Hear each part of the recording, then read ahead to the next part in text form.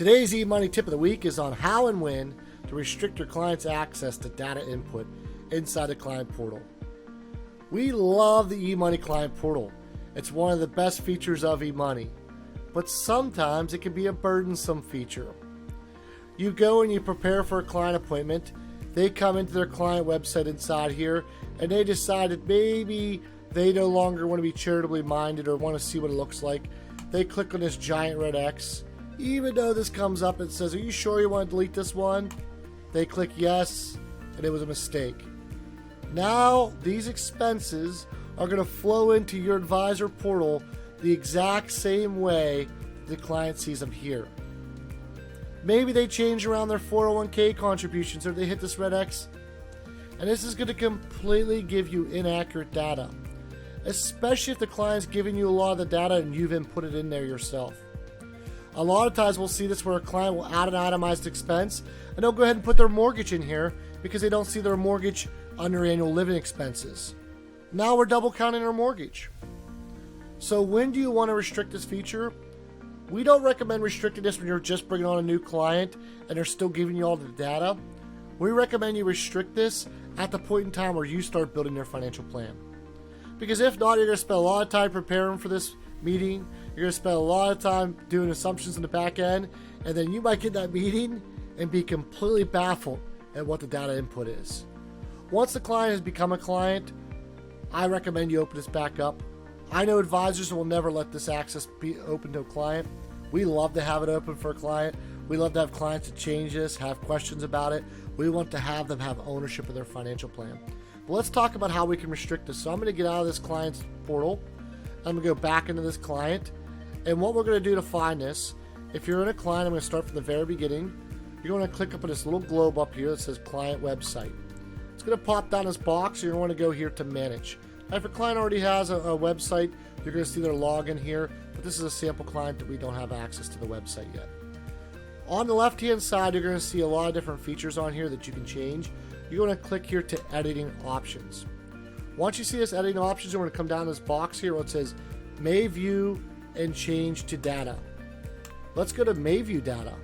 Again, this was May View and make changes to the data. We're going to go down here to May View Data. Now you have to click Save Changes. If I click Save Changes here, now when we go into the client portal, I'm going to mimic the client portal here. So I'm going to hit Preview the client website. It's going to take me into what the client sees. I'm going to go here in the Organizer tab. I'm going to go down here to Income and Expenses and Savings.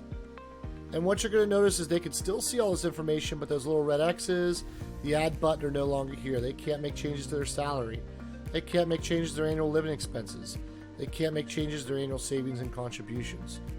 They also can't change around their family information. So for example, if they want to customize this and add pictures of their children in here, they can no longer do that. If they want to change around the date of birth in here, they can no longer do that information as well inside of here. So it does limit some of the ability for your clients to really have access to their portal, to customize their portal.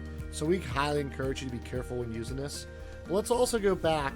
I'm going to go back to where we did this at. Again, we came in here to the globe and we went to manage. That's what brings up the screen that we're currently on. We're going to go down here to editing options. We're going to change this back to May View and Change Data, and we're going to hit Save Changes. But what you might have noticed, there's a couple other buttons here. So you can hit this button, Save for All Clients. Let's just say you're an advisor that doesn't want your clients to have access to this. You want them to have to call into the office. You want them to have to put the data in through you, and that's quite all right. You'd want to click this here, and then you'd want to click Save for All Clients. The next one you're going to notice here is Save as Default.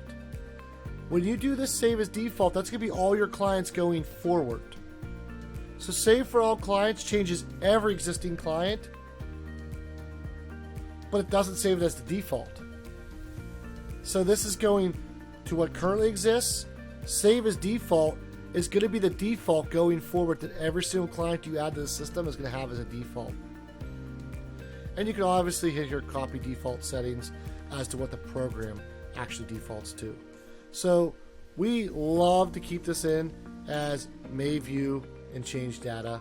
We think it's a great way for your clients to interact and take ownership of their financial plan. We hope this tip helped educate and empower you to do more plans for your clients so that you can impact more lives through financial planning. If you have some great tips we don't know about, we'd love to hear about them. If you have a better way of doing what we just showed you, we'd love to hear about that, because we are a noble profession, and together we can elevate the profession.